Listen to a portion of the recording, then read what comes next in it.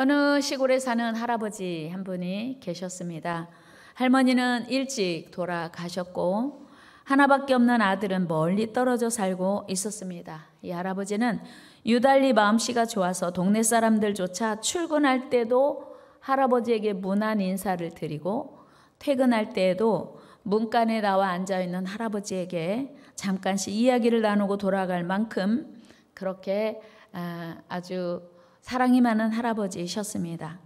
그런데 어느 날 항상 얼굴에 웃음이 떠나지 않던 할아버지가 슬픈 얼굴을 하고 이제 눈물을 흘리고 있었습니다. 깜짝 놀란 동네 사람들이 할아버지에게 다가가서 이유를 물었어요. 할아버지, 무슨 일이세요? 왜 할아버지 오늘 얼굴이 슬픈 빛을 띠고 있습니까?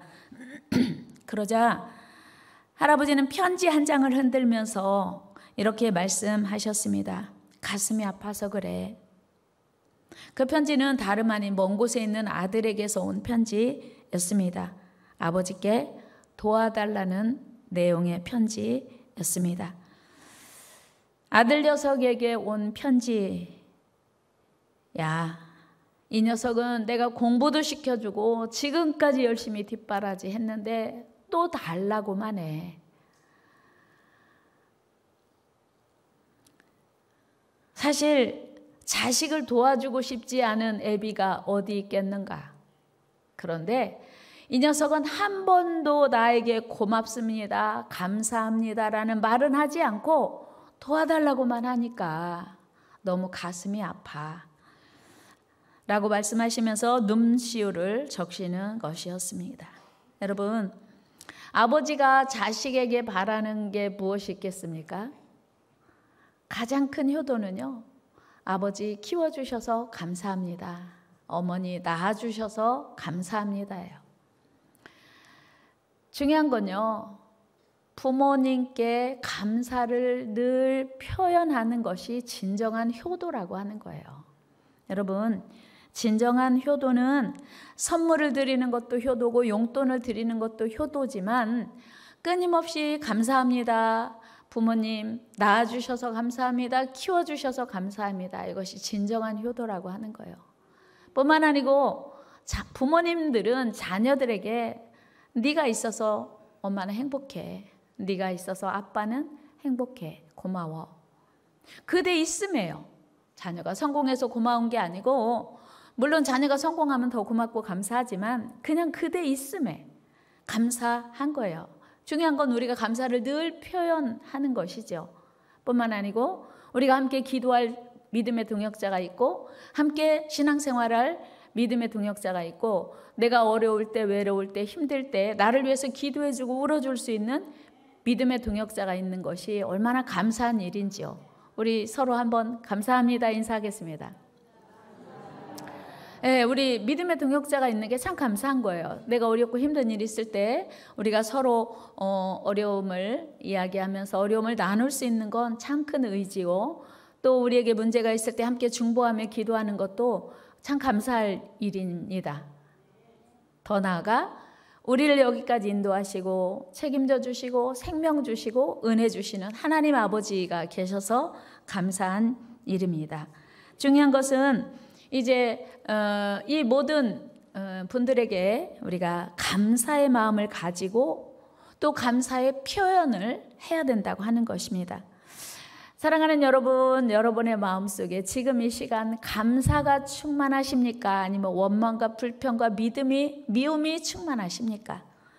우리 하나님께서는 오늘 본문을 통해서 항상 기뻐하라, 쉬지 말고 기도하라, 범사에 감사하라. 이것이 너희를 향하신 하나님의 뜻이니라. 여러분, 우리가 신앙생활을 하다 보면 도대체 나를 향한 하나님의 뜻이 뭐야? 궁금할 때 참 많아요. 하나님의 뜻이 뭘까? 여러분, 하나님의 뜻이 무엇인지 궁금하시면 이 말씀 읽으면 돼요. 항상 기뻐하라, 쉬지 말고 기도하라, 범사에 감사하라. 이것이 예수 그리스도 안에서, 그리스도 예수 안에서 너희를 향하신 하나님의 뜻이니라. 우리를 향한 하나님의 뜻은 우리가 늘 기뻐하고 항상 기도하고 그리고 범사에 감사하는 것, 이것이 하나님의 뜻이라고 하는 것입니다. 우리 18절 말씀을 통해서 우리 한번 확인해 보겠습니다. 시작. 범사에 감사하라. 이것이 그리스도 예수 안에서 너희를 향하신 하나님의 뜻이니라. 아멘. 항상 기뻐하라, 쉬지 말고 기도하라, 범사에 감사하라. 이 세 말씀은 각각 독립적인 말씀이라기보다는 서로 상호 보완적인 말씀입니다. 항상 기뻐할 수 있는 이유는 우리가 본래 어떤 사람이었는지를 깨달아 아는 데서부터 시작합니다. 여러분, 감사라는 말이 영어로 thank예요. 그런데 생각이 think예요. 그러니까 어원이 같은 거예요. 감사는 어떻게 시작되냐면 우리가 본래 어떤 사람이었는지를 생각하는 데서 감사가 시작되는 거예요. 그래서 내가 영원히 죽을 죄인이었고 멸망받을 수밖에 없는 죄인이었음을 생각하면, 그런데 구원해 주셨으니 얼마나 감사한가가 가능하다고 하는 것입니다. 여러분, 그런데 특별히 오늘 본문에서 범사에 감사하라, 이 말은 모든 상황에서 감사하라는 거예요. 감사할 수 있을 때 감사하고 감사할 수 없을 때는 안 해도 되는 게 아니라 범사 감사는 어떤 상황에서도 감사하라는 것입니다. 다른 말로 하면 기쁠 때도 감사하고 슬플 때도 감사하고 건강할 때도 감사하고 병들었을 때도 감사하고 성공했을 때도 감사하고 실패했을 때도 감사하라는 것입니다. 그러니까 기쁜 일이 있을 때도 감사하고 슬픈 일이 있을 때는 슬퍼하는 건 아무나 다 해요. 그러나 하나님이 우리에게 명령하신 것은 범사감사, 모든 상황에서 감사하라고 하셨기에 상황과 상관없이 내가 배가 불러도 감사하고 배가 고파도 감사하라는 것입니다. 여러분, 기쁘고 행복하고 건강하고 배부른 순간에는 누구나 감사할 수 있습니다. 그러나 고통과 좌절의 순간에도 감사할 수 있는 것은 하나님의 사람만 할 수 있는 것입니다. 여러분, 우리가 하나님의 뜻에 순종하기 위해서, 하나님의 명령에 순종하기 위해서는 하나님의 은혜를 늘 기억하고 하나님의 행하실 일을 기대하며 감사해야 합니다. 여러분, 모든 상황 속에서 하나님께 감사하기 위해서 필요한 것이 무엇입니까? 그것은 지금 내가 받아서 누리고 있는 은혜를 생각하는 것입니다. 여러분, 지금 이 순간에도 중환자실에서 가쁜 숨을 몰아쉬며 마지막 호흡을 하고 있는 사람이 있을까요? 없을까요? 수없이 많지요. 우리가 그 상황을 생각하지 않아서 그러지 지금도 마지막 숨을 몰아쉬고 있는 사람들이 수없이 많을 것입니다. 그거 생각하면 오늘 숨을 쉬는 거, 자유롭게 편안하게 숨을 쉬는 거, 기계를 의지하지 않고 스스로 숨을 쉬는 거, 이거 한 가지만으로도 우리는 충분히 감사할 수 있다는 것입니다.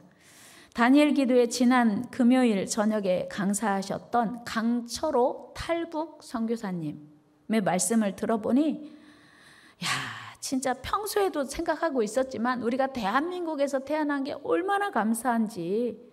그분은 북한에서 태어나고 싶어서 태어난 게 아니에요. 우리가 대한민국에서 태어나고 싶어서 태어난 거 아닙니다. 하나님이 우리를 대한민국에서 태어나게 하셨으니 얼마나 감사하냐는 거예요. 북한에서 어떤 가정에 딸이 셋이 있는 집이 있었대요. 그러니까 중국에서 브로커가 와서 그 아버지에게 말했대요. 여보시오, 당신에게 딸이 셋이나 있으니 딸 하나만 중국에 팔면 당신 집은 걱정 없이 먹고 살 수 있습니다. 딸 하나만 주시오. 저 19살 먹은 딸 하나 주시오. 중국에 팝시다. 그랬더니 아버지가 나는 굶어 죽으면 죽었지 절대로 팔 수 없습니다. 그랬어요. 그리고 그 브로커를 돌려보냈습니다. 이야기를 듣고 있던 19살 먹은 딸이 브로커를 쫓아갔어요. 아저씨, 제가 갈게요. 돈 주세요. 그래서 우리 돈으로 20만 원이 안 되는 돈을 받고 책상 위에 놓고 편지를 썼대요. 어머니, 아버지, 저 낳아주시고 키워주셔서 감사합니다. 제가 중국 가서 돈 많이 벌어서 보내겠습니다. 그리고 편지를 쓰고 그 브로커를 따라간 거예요. 따라간 곳은 아주 깊은 산골인데 70살 먹은 아버지하고 50대 아들 둘이 있더래요. 남자 셋만 있는 집에 팔려간 거예요. 이 소녀가 생각할 때 나는 이 집에 팔려온 게 아니고 시집 온 거야. 그렇게 생각하고 열심히 집안을 청소하고 밥도 하고 빨래도 하고 깨끗하게 정성스럽게 식사를 차려서 가족을 대접을 했대요. 저녁이 되니까 이 세 남자들이 달려드는데 감당할 수 없더래요. 미처 생각지 못한 일이었지요. 여러분, 북한에 사는 많은 사람들이 지금 그렇게 중국으로 팔려가서 그렇게 고통당하고 있다고 하는 거예요. 북한에서 태어났다는 이유 하나만으로, 여러분, 그러면 우리가 자유 대한민국에 태어난 거 하나만으로도 우리는 충분히 감사할 수 있다고 하는 것입니다. 여러분은 복 받으셨습니다. 여러분 축복 받으셨습니다. 뿐만 아니고 지금 러시아와 우크라이나 전쟁이 1년하고도 10개월여 동안 계속되고 있습니다. 여러분, 매스컴을 통해서 확인하셨다시피 지금도 여전히 수많은 어린아이들과 사상자들이 고통받고 있습니다. 이스라엘과 팔레스타인 전쟁도 마찬가지입니다. 수많은 사람들이 피난 가고 먹을 것도 없고 물도 없고 고통당하고 있습니다. 뿐만 아니고 기근으로, 지진으로, 전쟁으로 수많은 지구촌에 생존의 위협을 받고 있는 사람들이 있습니다. 그런데 오늘 우리는 자유 대한민국에 태어났다는 이유 하나만으로 이렇게 평안하고 안전한 생활을 하고 있으니 얼마나 감사합니까? 여러분 안에 감사가 충만하기를 축복합니다. 감사가 넘치시기를 축복합니다. 그런데 이것이 당연한 일이 아니라는 거예요. 우리는 대한민국에 태어나서 살다 보니까 한국에서 사는 게 당연한 거예요. 감사할 일이 아닌 거예요. 그리고 더 우리보다 편안하게 사는, 더 건강하게 사는 사람들을 부러워하면서 우리에게 감사가 이제 없어지고 있는 것입니다. 여러분, 우리가 오늘 누리고 있는 거, 대한민국 국민이 되어 살고 있는 거 당연한 것 아니고 하나님의 은혜인 줄로 믿습니다. 하나님의 선물인 줄로 믿습니다. 우리 하나님께 감사합시다. 오늘 또 이렇게 아름다운 성전에서 하나님을 찬양하며 예배할 수 있으니 얼마나 감사합니까? 우리 믿음의 성도들이 서로 사랑하며 위하여 이제 형제 사랑을 나누고 있으니 얼마나 감사합니까? 그런데 성경에 보면 우리 믿음의 조상들은 평안할 때뿐만 아니라 극심한 어려움 가운데서도 고난 속에서도 하나님께 감사했어요. 항상 범사에 감사하는 삶을 살았음을 알게 됩니다. 우리 하나님께서는 그들의 믿음을 보시고 그들에게 더욱 큰 은혜와 승리를 주셨습니다. 여러분, 야곱의 11번째 아들이 누구죠? 이렇게 말하니까 어려워하더라고요. 제가 일부 예배 때 야곱의 11번째 아들이 누구냐고 했더니 잘 못 맞춰요. 누구예요? 요셉. 그 유명한 요셉이 야곱의 11번째 아들이라고 하니까 잘 기억을 못 해내시더라고요. 요셉 이야기 제가 말씀드리려고 해요. 요셉은요, 어렸을 때 엄마가 돌아가셨어요. 동생을 낳다가 난산을 해서 12번째 베냐민을 낳다가 엄마가 돌아가셨어요. 그러니까 보통 우리 정서로 보면 요셉이 한 3살 아니면 5살 이전에 엄마가 돌아가신 거예요. 엄마 없이 여러분 일생을 산다는 거 얼마나 슬픈 일이에요. 얼마나 고통스러운 일입니까? 요셉은 그렇게 어렸을 때부터 고난을 당했습니다. 다행히도 아빠가 요셉을 특별히 사랑해 주셨어요. 그래서 아빠의 사랑으로 엄마의 잃은 슬픔을 잊고 이제 살아가고 있었습니다. 그런데 이복 형들이 요셉을 시기하는 거예요.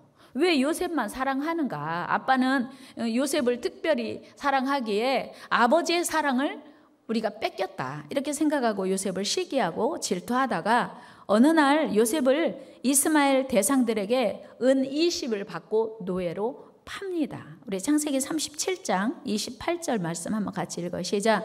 그때 미디안 사람 상인들이 지나가고 있는지라 형들이 요셉을 구덩이에서 끌어올리고 은 20에 그를 이스마엘 사람들에게 팔매 그 상인들이 요셉을 데리고 애굽으로 갔더라. 아멘. 여러분, 요셉은요 자기 의지와 상관없이 준비도 하지 않고 낯설고 물설고 언어도 다른 애굽의 노예로 팔려갔어요. 요셉이 얼마나 당황스러웠겠어요. 그런데 요셉은요 자기를 팔아버린 형들을 원망했다는 흔적도 없고 자기 삶을 비관하지도 않았어요. 여러분, 요셉은요 요즘 우리 표현으로 하면 아버지에게 금쪽이었습니다. 그런데 어느 날 하루아침에 갑자기 노예가 된 거예요. 준비하지도 않고 해보지도 않은 거친 일을 얼마나 많이 시키는 대로 다 했습니다. 그런데 요셉의 삶이 원망 불평이 아니었다는 거예요. 얼마나 형들이 미웠겠어요? 그런데 그 어느 곳에서도 성경은 낙심하고 좌절하는 요셉을 볼 수 없습니다. 그리고 자기 삶을 포기했다는 말씀도 없습니다. 형들을 미워하며 복수의 칼을 갈았다는 말씀도 없습니다. 요셉은 묵묵히 성실하게 자기에게 주어진 삶을 감당했습니다. 요셉은 하나님의 계획을 믿었습니다. 노예가 된 요셉의 삶을 하나님이 형통케 하셨다고 기록한 것을 보면 충분히 짐작할 수 있습니다. 창세기 39장 2절 3절 말씀 읽습니다. 시작. 여호와께서 요셉과 함께 하심으로 그가 형통한 자가 되어 그의 주인 애굽 사람의 집에 있으니 그의 주인이 여호와께서 그와 함께 하심을 보며 또 여호와께서 그의 범사에 형통하게 하심을 보았대요. 주인이 노예의 삶이 하나님이 형통하게 하시는 걸 주인이 본 거예요. 그렇다면 요셉은 원망 불평하고 시간 날 때마다 한쪽에서 울고 슬퍼하고 고통스러워한 게 아님을 알게 되죠. 그러니까 요셉은 자기 삶을 하나님을 신뢰하면서 분명히 하나님의 계획이 있음을 믿었다는 거예요. 요셉은 어떤 어려움 속에서도 하나님을 신뢰했습니다. 그러면 그의 삶이 점점 나아져야 되는 거 아닙니까? 여러분, 하루아침에 금쪽에서 노예가 되었으면 이제는 조금 더 삶이 좋아져야 되잖아요. 그런데 점점 더 미궁으로 빠져 들어갑니다. 이번에는 주인의 아내가 젊고 건장한 요셉을 유혹하는 것이었어요. 10절 말씀 읽어요. 시작. 여인이 날마다 요셉에게 청하였으나 요셉이 듣지 아니하여 동침하지 아니할 뿐더러 함께 있지도 아니하니라. 아멘. 요셉은 얼마나 힘들었겠어요. 갑자기 남의 집에 노예 생활하는 게 쉬운 일이 아니지 않습니까? 그런데 주인 아내까지 자기를 괴롭히니 얼마나 힘들었겠어요. 그런데 드디어 어느 날 사건이 터진 거예요. 주인의 아내가 동침하자고 요구하니까 요셉이 도망갔네요.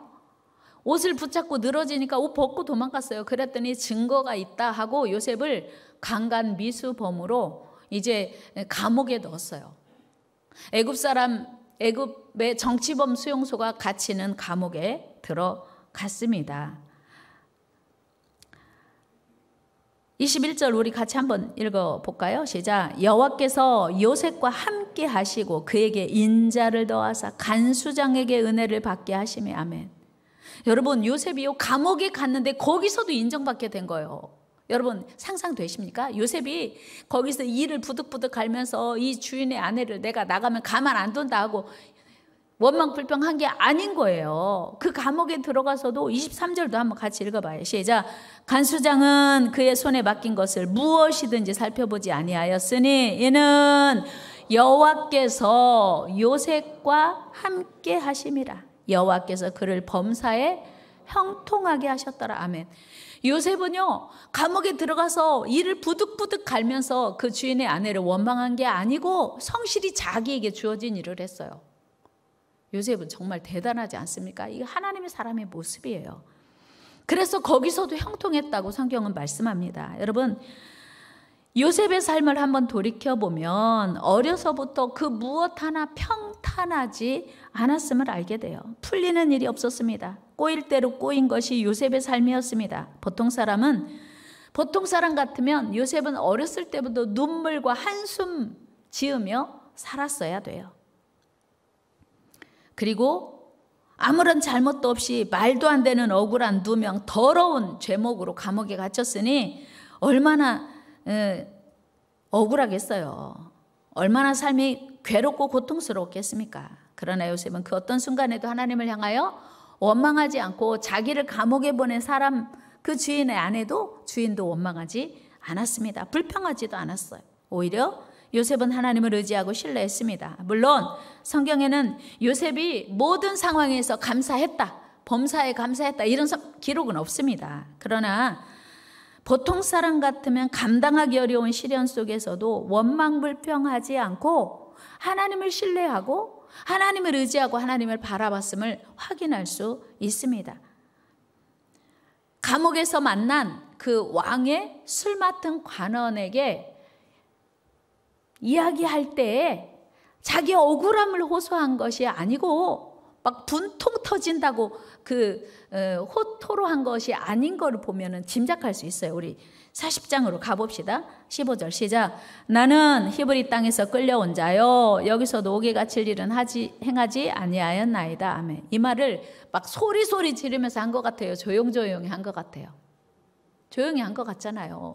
여러분, 만약에 우리가 요셉이라면 저 같아도요, 막 저 절대로 감옥에 갇힐 일을 하지 않았다고 막 큰 소리 치면서 막 주먹을 불끈 치면서 아마 했을 것 같은데, 요셉은요, 나는 히브리 땅에서 끌려온 사람이요 여기서도 감옥에 갇힐 일은 행하지 않았습니다. 그렇게 나쁜 사람 아닙니다. 그냥 부드럽게 말한 것 같아요. 그잖아요. 성경의 기록을 보면. 요셉은 특별히 그의 인생 마지막 부분에서 보면 그는 이미 모든 상황을 정확히 알고 계시는 하나님께서 모든 상황을 바꾸어 주실 것을 믿고 뭔가 계획이 있겠지 하고 하나님을 신뢰하는 모습을 보게 돼요. 우리 시편 50편, 창세기 50편 2절, 50장 20절 봅시다. 시작. 당신들은 나를 헤아려 하였으나 하나님은 그것을 선으로 바꾸사 오늘과 같이 많은 백성의 생명을 구원하게 하셨나니. 아멘. 그러니까 보세요, 여러분. 지금 요셉의 표현을 보면 제가 형님들 앞에서예요. 아버지가 돌아가시고 나서 이제 요셉이 복수할 수도 있겠다 생각하니까 형들이 무서워서 지금 이렇게 이야기하고 있는 거예요. 그런데 요셉이 이렇게 말하는 거예요. 형들이 야, 아버지가 돌아가시기 전에 말했는데 우리한테 보복하지 말래. 그랬더니 요셉이 말해요. 형님들 걱정하지 마세요. 형님들이 나를 여기로 보낸 게 아니고 형님들이 나를 애굽에 판 게 아니고 팔아먹은 게 아니고 하나님이 당신들 앞서 보내셨습니다. 그래서 흉년을 지나게 하셨고 하나님은 형님들의 그 악한 일을 선으로 바꾸사 이렇게 좋은 일로 하셨으니 만드셨으니 제가 절대 보복하지 않습니다. 그런 표현이에요. 요셉은요 마치도 어쩌면 그렇게 사랑 많은 예수님 같아요. 그렇죠? 사실은 이 구약의 요셉은 오실 예수님의 표상입니다. 어쨌든 요셉은요 그 고난의 순간마다 흔들리지 않는 믿음의 고백을 했습니다. 원망 불평 안 하고 하나님을 신뢰했습니다. 우리 하나님은 그 믿음대로 그를 축복하셨습니다. 여러분, 우리가 모든 상황 속에서 범사감사를 드려야 하는 이유예요. 우리 수능 봤는데 못 봤어요? 감사하세요. 수능 안 봐서 아멘 안 하시는 거죠? 여러분, 내가 생각한 대로 일이 잘 안 돼요? 감사하세요. 그 일을 통해서 뭔가 하나님이 하실 일이 있어요. 감사는 하나님의 뜻이고 하나님의 명령입니다. 감사는 선택이 아니고 믿음이에요. 같이 해요. 감사는 선택이 아니라 명령입니다. 아멘. 그래서 우리도 뭐 요셉처럼 그 어떤 상황에서도 어떤 고난 속에서도 감사해야 돼요. 여러분, 믿음의 사람 요셉의 생에 대반전이 일어났어요. 여러분 아시는 것처럼 꼬일 대로 꼬인 요셉이요 약관 30세에 대반전이 일어났는데요. 애굽의 총리가 되었습니다. 이방인의 노예가 애굽의 스타가 된 것입니다. 어떻게 이 일이 일어났습니까? 애굽의 1인자, 2인자가 된 거예요. 사실 요셉 자신도 전혀 생각지 못한 일입니다. 혹독한 고난이 그를 애굽의 총리가 되게 한 거예요. 물론 고난 속에 있는 자라고 해서 다 승리하는 건 아니에요. 고난이 다 축복이 되는 건 아니지만 고난을 믿음으로 승화시키는 많은 사람들을 우리는 봅니다. 그는 믿음의 사람이었고 모든 상황 속에서 하나님의 주권을 인정했습니다. 그리고 흔들리지 않는 믿음이 있었습니다. 여러분, 우리가 요셉의 인생을 한번 돌아보면 형들에 의해서 애굽으로 팔려가지 않았더라면 요셉의 인생이 어떻게 끝났을까요? 추측해 볼 수 있거든요. 만약에 요셉의 인생이 형들에 의해서 애굽으로 팔려가지 않았더라면 어떻게 되었을까요? 어디서 살았다? 요셉의 인생 어디서 끝났다? 가나안에서 끝났어요. 뭐 하다가? 아버지 양떼 치다가 그렇게 끝났겠죠. 만약에 주인의 아내의 유혹이 없어서 감옥에 가지 않았더라면 요셉의 인생 어떻게 끝났을까요?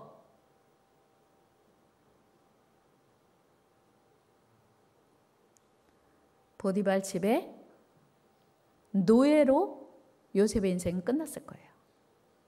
자, 그렇다면 감옥에 억울하게 누명 쓰고 간 것이 잘한 일이요, 잘못한 일이요? 다시 지금 이 대목에서 눈 감고 있으면 안 돼요.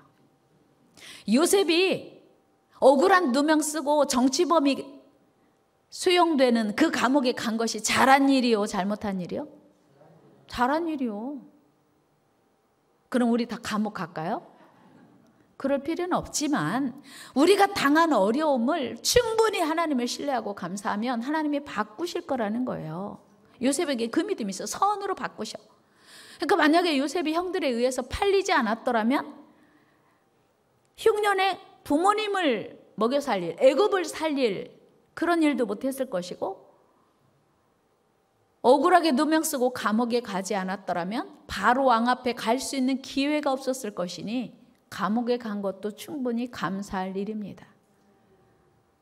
여러분, 어떤 어려운 일을 만나도 감사합시다. 하나님이 그것을 선으로 바꾸어 주실 것이니 범사에 감사한 거예요. 여러분, 생각만 해도 끔찍한 일이요, 아찔한 일이요. 아이고, 요셉이 형들에게 팔리기 참 잘했네. 요셉이 감옥에 갇히길 참 잘했네. 얼마나 감사해요. 여러분, 고난 속에서 감사해야 할 이유예요. 지금 고통 가운데 있습니까? 감사하시기 바랍니다. 슬픔 가운데 있습니까? 감사하시기 바랍니다. 억울한 일 만났습니까? 감사하시기 바랍니다. 하나님의 선한 뜻이 지금도 여러분들의 삶에 계속되고 있기 때문이에요. 이 모든 상황을 선으로 바꾸어 주실 하나님이 우리 아버지시기 때문이에요. 하나님은 실수하지 않으십니다. 큰 소리로, 하나님은 실수하지 않으십니다. 믿습니까? 하나님은 완전하신 분이에요. 실수하지 않으세요. 분명히 무슨 뜻이 있으니까 그 일이 일어난 거예요. 여러분, 그 일을 통해서 전화위복시키시고 역전시키실 하나님을 기대하고 신뢰하시기를 바랍니다. 여러분들이 너무 힘들어하고 어려워하는 그 일을 통해서 하나님은 대반전을 일으키실 것입니다. 그래서 감사는 상황에 따라 하는 게 아니고 어떤 상황에서도 범사에 감사해야 하는 거예요. 감사는 믿음으로 하는 것입니다. 여러분, 하나님은 우리의 감사를 통해서 일하시기 때문이에요. 같이 합니다. 하나님은 우리의 감사를 통해서 일하고 계십니다. 감사가 우리 삶을 바꿔요. 감사가 우리를 살립니다. 그래서 감사는 위대한 신앙입니다. 일이 뒤틀리고 꼬입니까? 그래도 감사해야 돼요. 감사만 그 문제를 해결하는 열쇠이기 때문이에요. 감사가 기적을 일으킵니다. 우리 예수님께서도 문제 앞에서 늘 감사하셨습니다. 굶주린 5,000명이요. 배고픈 5,000명이 예수님 말씀 듣느라고 돌아갈 생각을 하지 않아요. 그때 제자들이 예수님, 이 사람들이 다 배고픈데 집으로 돌려보내야 돼요. 가서 밥을 먹고 오라고 합시다. 그랬더니 너희가 먹을 것을 주라 했어요. 어디서 먹을 걸 줘요? 먹을 것을 찾아봐라 했더니 5병이 어린아이 도시락 하나 가지고 왔어요. 예수님, 이 하찮은 걸로 무엇을 할 수 있겠습니까? 그랬는데 예수님이 그것을 놓고 감사하시고 축사하시고 나눠줘라 했을 때 5,000명이 배불리 먹고 12광주리가 남았습니다. 감사의 능력이에요. 감사가 기적을 일으킵니다. 죽은 나사로 무덤 앞에서도 예수님은 감사하셨어요. 죽어서 장사 지냈어요. 이미 부패가 진행됐어요. 그런데 예수님은 감사하셨어요. 그리고 나사로가 살아났어요. 우리 요한복음 11장 41절입니다. 같이 읽어요. 시작. 돌을 옮겨 놓으니 예수께서 눈을 들어 우러러 보시고 이르시되 아버지여 내 말을 들으신 것을 감사하나이다. 아멘. 감사했더니 어떻게 됐어요? 44절 말씀 같이 읽어요. 시작. 죽은 자가 수족을 배로 동인 채로 나오는데 그 얼굴은 수건에 쌓였더라. 예수께서 이르시되 풀어놓아 다니게 하라 하시니라. 아멘. 여러분, 예수님은 죽은 자 앞에서, 무덤 앞에서 감사기도 하셨고, 죽은 자가 살아났어요. 이 감사의 능력이요, 감사의 기적이요, 감사의 비밀이에요. 여러분, 감사하는 삶을 삽시다. 감사가 익숙해지시기를 축복합니다. 원망 불평할 일이 있으면 먼저 감사하는 은혜가 있기를 축복합니다. 이것이 감사의 신비입니다. 여러분, 감사는 하나님의 뜻이고요. 그래서 우리는 상황 따라 흔들리지 말고 하나님을 바라고 신뢰하면서 기뻐하고 감사해야 돼요. 감사는 기적을 일으키기 때문이에요. 마지막으로 글을 하나 읽어드리고 오늘 말씀 마무리하려고 해요. 제목은 누군가는 지금 그렇게 기도합니다. 걸을 수만 있다면 더 큰 복은 바라지 않겠습니다. 살 수만 있다면 더 큰 복은 바라지 않겠습니다. 들을 수만 있다면 더 큰 복은 바라지 않겠습니다. 말할 수만 있다면, 볼 수만 있다면 더 큰 복은 바라지 않겠습니다. 놀랍게도 누군가의 간절한 소원을 나는 다 이루고 살고 있습니다. 놀랍게도 누군가가 간절히 기다리는 기적, 우리는 날마다 일어나고 있습니다. 그러므로 우리는 큰 부자는 아니어도 빼어난 외모는 아니어도 지혜롭지는 못해도 내 삶에 날마다 감사하겠습니다. 날마다 누군가의 소원을 이루고 날마다 기적이 일어나는 나의 하루를, 나의 삶을 사랑하겠습니다. 어떻게 해야 행복해지는지 고민하지 않겠습니다. 내가 얼마나 행복한 사람인지 날마다 깨닫겠습니다. 나의 하루는 기적입니다. 나는 행복한 사람입니다. 다 같이 나는 행복한 사람입니다. 여러분, 어떻게 이 글이 공감이 되십니까? 우리는 얼마나 감사할 일이 많은 행복한 사람입니까? 이 감사의 계절에 감사가 회복되시기 바랍니다. 감사하면서 합시다. 범사에 감사합시다. 모든 상황 속에서 감사합시다. 넘치는 감사가 우리의 삶에 기적을 일으킵니다. 기도하겠습니다. 하나님 감사합니다. 하나님 감사합니다. 오늘 볼 수 있어서 감사합니다. 말할 수 있어서 감사합니다. 걸을 수 있어서 감사합니다. 살아 있어서 감사합니다. 오늘 우리 감사가 회복되게 하시고 어떤 상황 속에서도 감사하기로, 범사에 감사하는 삶을 살기로 결단하는 우리 모두 되게 하여 주옵소서. 예수님의 이름으로 기도드리옵나이다. 아멘.